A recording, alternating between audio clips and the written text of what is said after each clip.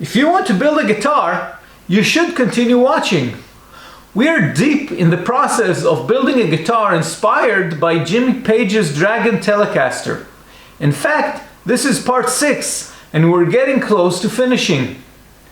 I'm going through the build step by step using the simplest tools and techniques so you can follow along and build a guitar yourself. So stay with me. Let's build a guitar.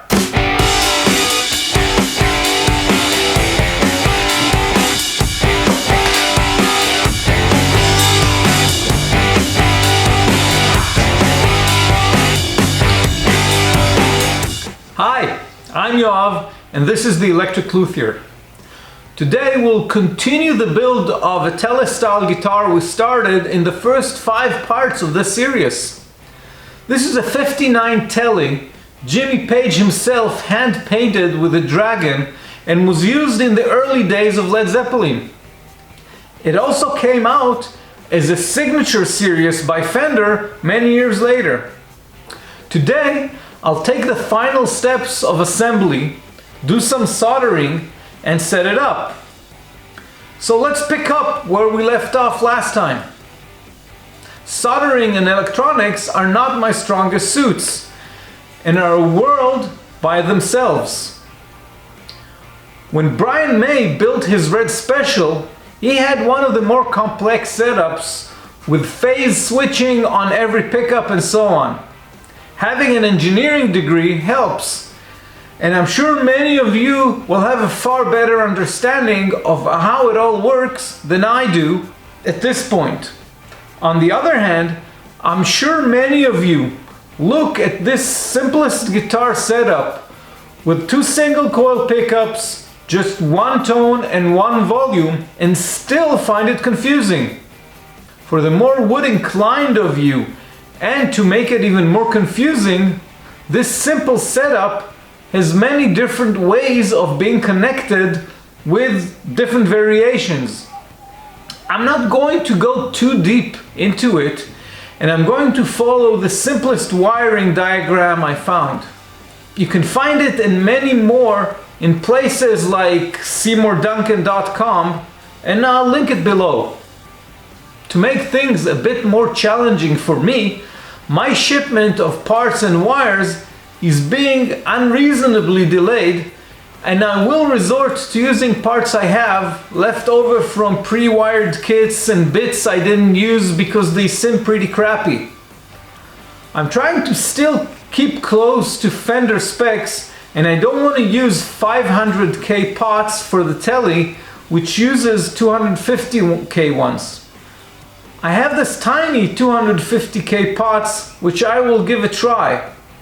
I'll probably end up totally rewiring this guitar, but I really want to get it done, and it will be interesting to see how these outrageously cheap components fare out and if it works at all. The same goes for the 3-way switch. There are different types, and I have a 4th on the way, and I'll select the one that seems to visually match the original Tele. Each type is connected very differently, so you'll need to work out the one that you have. I first try and lay it all out and see that it all fits and how the cables run. The first thing I see is that I need to extend the wires for the neck pickup. Since I'm running the wiring through the bridge pickup cavity, the original wires are just a bit short. Before I continue doing anything with the neck pickup, I wrap it back with its cover. These thin chrome lipstick covers are easily scratched or dented. I'll solder the extensions and wrap them with insulating tape. Using heat shrink will be even better, but I've yet to receive those as well. I try and keep all my ground wires black. It makes sense and easier to keep things in order. There is no real standard for wiring colors, although black is usually ground, so pay attention to the diagram and the components you get. Tinning all the tips in advance makes the whole process a bit easier. I'm not one to give too much advice on wiring. I'm just happy when it works and it looks half decent. When I grow up, I want all my harnesses to look like the ones from Gun Street Wiring.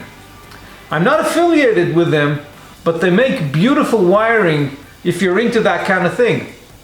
Speaking of which, Gun Street Wiring are of the high end of the pre-wiring, but you can get pre-wired controls for most guitar types.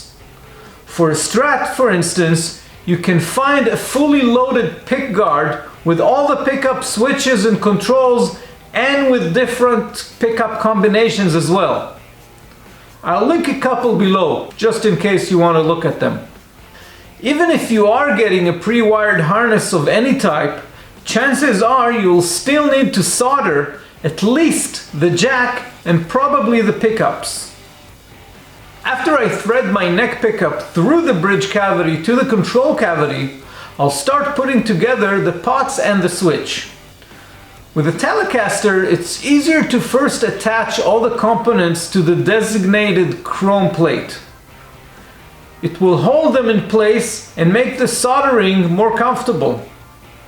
I also like using this helping hand tool, especially when filming. I position the volume, the one on the left, facing the tones terminals on the right. I'm just following the diagram. I'm first soldering the ground of this three-way switch to the top terminal of the volume pot with a red cable. This one should also be grounded, so I bent it and solder it with the same cable to the top of the pot. From here, I'll continue from the top of the volume pot to the top of the tone and ground it too with another red cable. Still on the tone pot, I now connect the capacitor from the back of the tone pot to the middle terminal eye. With single coils, that would usually be a 0.047 ohm capacitor. I tinned the eyes beforehand so I can just run the tip through, and once I have proper heat transfer, it just melts and clings. Just hold it in place for a couple of more seconds and it's done. Next, I will connect the switch to the lower eye of the volume and then continue from there with the blue wire to the lower eye of the tone pot. That's it for the controls themselves. Now I connect the two wires which will go to the output jack. A black ground from the top of the volume pot and then a white cable from the middle eye of the volume pot. As a side note, these are very thin and probably crappy leftover wires which I'll gladly replace, probably when I get the better ones with the larger pots and the heat shrink craps I would want to put on most connections. Okay, it's time to thread all the wires and connect them with the pickups and the output jack. The bridge pickup needs to be mounted to the back of the bridge plate with 3 adjustment screws and the 3 springs. I check for the positioning of the neck pickup with my adorable pickguard and mark the position of the holes. Neck pickups on a Tele can be mounted either to the pickguard, like Strat pickups, or directly to the body, which is what I'm going to do. I'll drill for the screws and thread the wires. After that, it's putting the springs in place, positioning the screws, and tightening it all down. The original screws may be a bit too long, so I'll find shorter ones to match, and I'll have the springs under the pickup and not above. This means that I'll have to remove the pickguard if I want to make any height adjustments to the pickguard, but I like the way it looks without the 2 extra holes in the pickguard. The blue masking tape is just for protection. Okay, I admit it. I've ruined a lipstick pickup before, so I'm extra cautious. I finished threading both pickups to the control cavity, and I add a single black wire for grounding the bridge itself as well. This one just sits bare under the bridge and will be pressed down when I tighten the bridge to its place. I check the positioning with the pickguard and do just that. I try and have everything steady, and I hate coming close to the guitar with the solder iron, so I put some tape here for protection as well. I solder the neck and the bridge to the switch, one on each side. I check the switch with a multimeter, and these seem to be the positions that work. I take both pickup grounds to the back of the volume pot. It's getting a little crowded on the volume pot back, so I solder the ground wire from the bridge to the back of the tone for ground. I hope I didn't make a ground loop there, but we'll see about that later. I have two types of flux, paste and liquid. The flux is supposed to help with the bonding, and I'm still not sure which one works better and if they make a difference at all. Some soldering wires have a built-in core that does that, but I have the simple type. I'll now connect the output jack and screw it to its place. Mental note, leave longer wires for the jack next time. I now have a lot of little screws to position, pre-drill, and carefully screw in without stripping the holes. Poplar is not the hardest of woods, and I find this old hand drill just right for the job. When I have anything like the pickguard that has multiple holes, I never trust myself to hold it steady for the marking and drilling at once, so I like to just drill 2 holes and have those first 2 hold it down for me in place, and then I mark and drill all the rest. A wise man once said, a man has to know his limitations. Oh, and please hit the subscribe button and the little notification bell beside it to get notified when the next video comes out, and do come check my website, theelectricluthier.com, with plenty of articles on guitar building and more related stuff. At this point, I'm not going to use sharp objects next to my pickup, and I allow myself to uncover the lipstick neck pickup. We now have something that very much resembles a guitar, and strings are the next logical step. I got a set of 10 gauge Fender strings, and I'm just going to thread them all through the back. Honestly, I'm not a big fan of the vintage tuners. I think that is one area where progress has been made, but I'll go along with this one for this guitar. Since my chunky fretboard gives me a couple of more millimeters, I'll put in just 1 string tree for the high E and the B strings. I can always add another later if I feel necessary. One last touch are the strap buttons, and we'll be ready for setup. When it comes to initial setup, I want to establish mainly 3 things. First, appropriate neck relief. Nobody likes to play with very high action. It doesn't have to be flat. We want to leave some room for the strings to vibrate, but adjusting to have a slight up bow is usually necessary. Second, I need to slot my nut to the proper height. We want it just low to be comfortable and high enough not to buzz. And third, the bridge height needs some adjustment and radiusing. The first thing I do is check my neck with a straight notched edge. I want to check it under tension, and since I know my frets are level, I want to be able to check the neck itself and not the frets.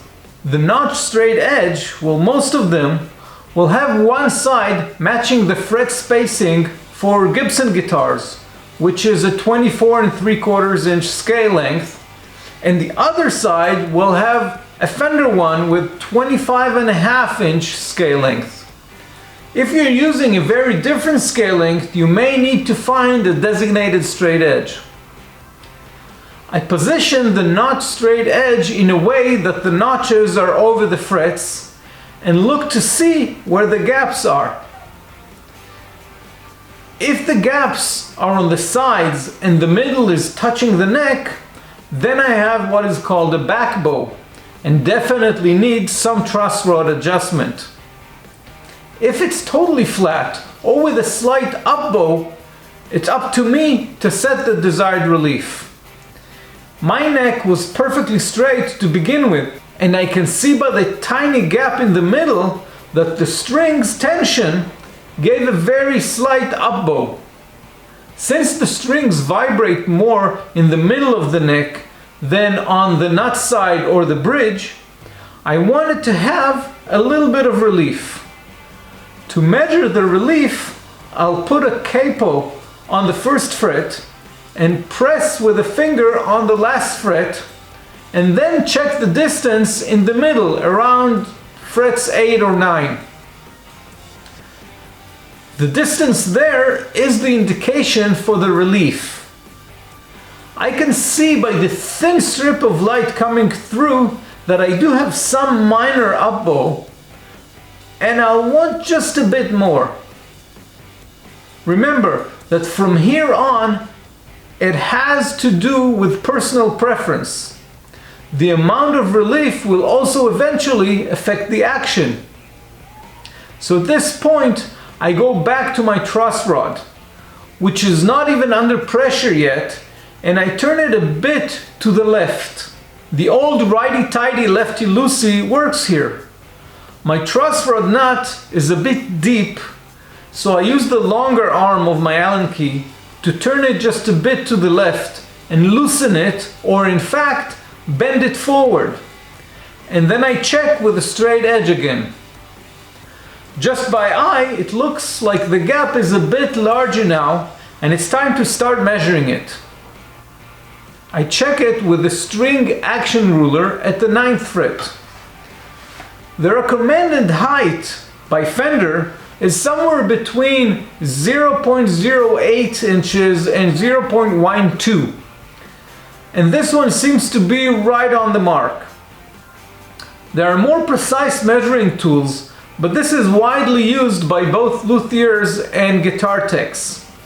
I'm going to try and keep it fairly low, so I'll leave it at that. I do expect that after being strung for a while, my truss rod may need slight tightening, depending how it holds against the tension of the strings.